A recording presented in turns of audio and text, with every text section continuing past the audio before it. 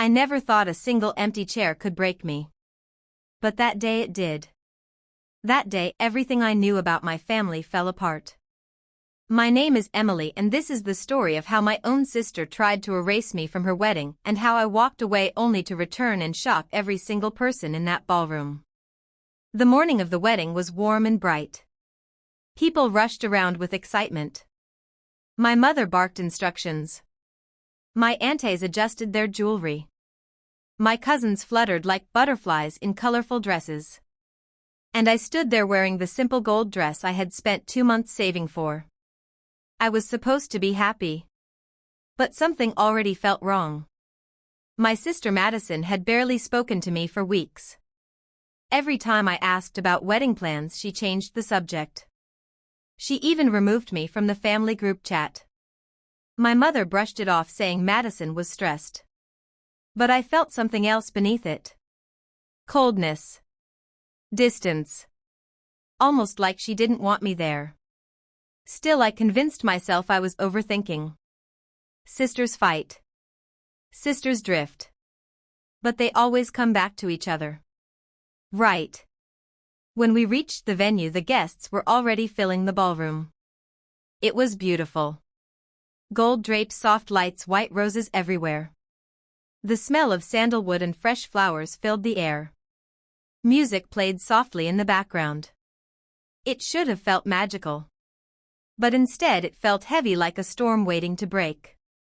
I walked toward the entrance expecting someone to show me to the family seating. But a young usher stepped in front of me. He looked at his clipboard, then at me. His brows tightened. "You're Emily, right?" "Yes." He hesitated. Your seat is out there." He pointed behind me toward the hallway outside the ballroom. For a moment I thought it was a joke. I even laughed a little. "What do you mean out there?"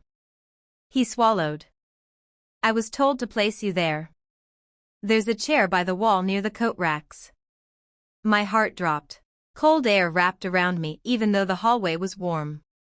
I stepped inside the ballroom and saw rows of decorated chairs filled with relatives. And in the front row sat my parents, my cousins, and my sister, glowing like a goddess. But there was no seat for me. Not even in the corner. Not even behind the cameras. Nothing. I walked up to my mother. "Mom, my seat is in the hallway." She didn't even look at me. Just lowered her eyes and said, "Please don't make a scene today." I felt slapped. A scene. I was being treated like a stranger. Like a burden. Like they were ashamed of me. My sister noticed me staring. She raised her chin and whispered to her friend. "I told you she'd show up. Just ignore her." The words sliced through me. I tried to breathe, but the room felt tight, like it didn't want me there either. I walked out to the hallway and saw it. One lonely metal chair beside the coats. Not decorated. Not reserved. Just dumped there like trash. My eyes burned. My chest shook. I sat down because I didn't know what else to do. Guests passing by stared at me with pity. Some even whispered, "Why is she sitting out here? Is she not invited?" I wanted to disappear. I wanted to scream. But most of all, I wanted to know why my own family had done this to me. As the ceremony started, the doors closed. I could hear only muffled music and laughter. Every clap felt like a slap. Every cheer felt like a knife. I lasted 10 minutes. Then I stood up, wiped my tears, and walked out of the venue. No one followed. No one called my name. No one cared. I sat in the parking lot, breathing the cold evening air, trying to steady myself. My phone buzzed. A message from an unknown number. "Check the bride's dressing room. Now." No name. Just that sentence. My heart raced. Something screamed at me not to go back. But another voice whispered, "Maybe this is the truth you need." I got up and walked back inside. No one noticed me. Everyone was too caught up in the ceremony. I slipped down the hallway near the dressing rooms. Voices drifted from behind the door. My sister and my mother. I leaned closer. My mother sighed. You didn't have to seat her outside. That was cruel even for you. Madison scoffed. Mom, she ruins everything. She's always been jealous of me. I warned you if she sat inside she would draw attention. I don't want her ruining my pictures or making drama. She always makes things about her. Better to keep her where she belongs. My breathing stopped. Where she belongs. Outside. Out of sight. Out of their lives. My mother whispered. She's your sister. Madison laughed softly. Not today. Today she's nothing. The words echoed like thunder inside my skull. I stumbled back from the door, covering my mouth to keep from screaming. Tears blurred my vision. The hallway twisted around me. I wanted to run. But then I heard another voice. A man's voice. Ryan, my sister's fiancé. Why are you talking about Emily like that?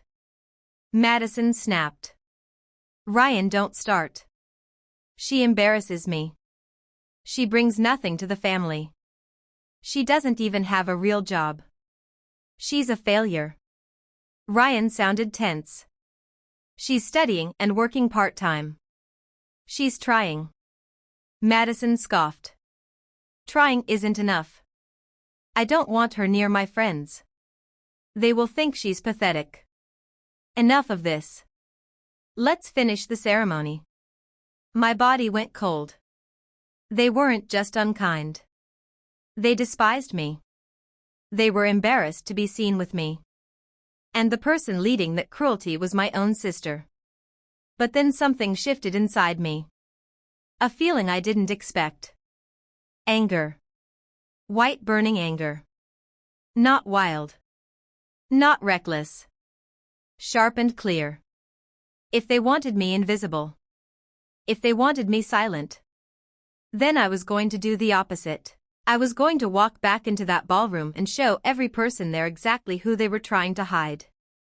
I didn't have a plan. Just a rising fire inside my chest. I walked down the hallway. My footsteps steady. My tears gone. My heart iron. I pushed open the ballroom doors right as the ceremony ended. Everyone turned. Gasps filled the room. The photographers froze. My mother stood up. Emily, please, not now. But I ignored her.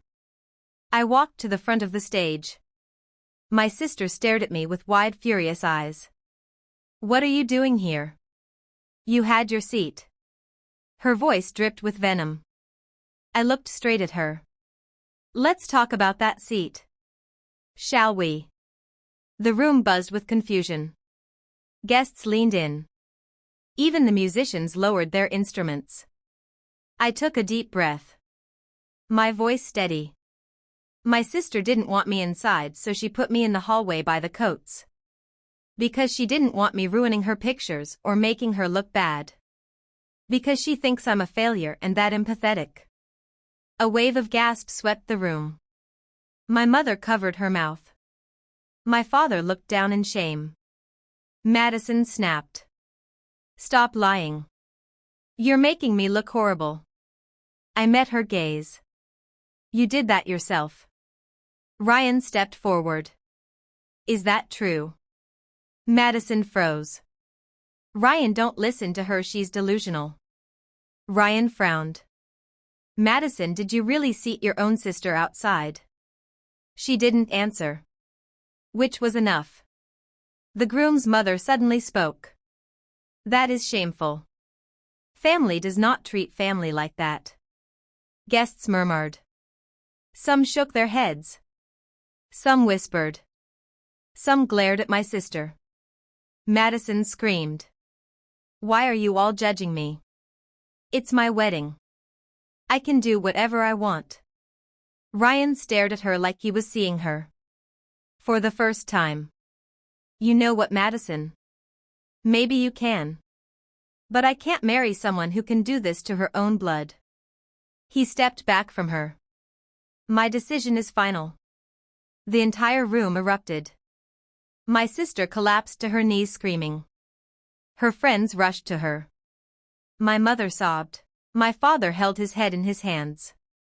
And I just stood there. Not victorious. Not proud. Just free. Finally free. I walked out calmly. No one stopped me. No one told me to stay. No one pushed me aside. When I reached the parking lot, Ryan caught up to me. Emily, I'm sorry. I had no idea she was like that. I looked at him. It's not your fault. He nodded. But thank you for speaking up. You saved me from a lifetime with the wrong person. I didn't say anything. I just walked away. The night air felt different. Lighter. Like something heavy had fallen off my shoulders. I thought I'd feel guilty. But I didn't. Not even when I learned later that the wedding never happened and the families blamed each other for everything. For once in my life, I chose myself. I chose my dignity. My peace. My worth. And that choice shocked everyone. Even me. Because sometimes the quiet sister, the forgotten sister, the hallway sister, is the one who brings the truth into the light. And that's when everyone finally sees who really belonged outside all along. They put me in the hallway, but that was the moment I walked back into my own life.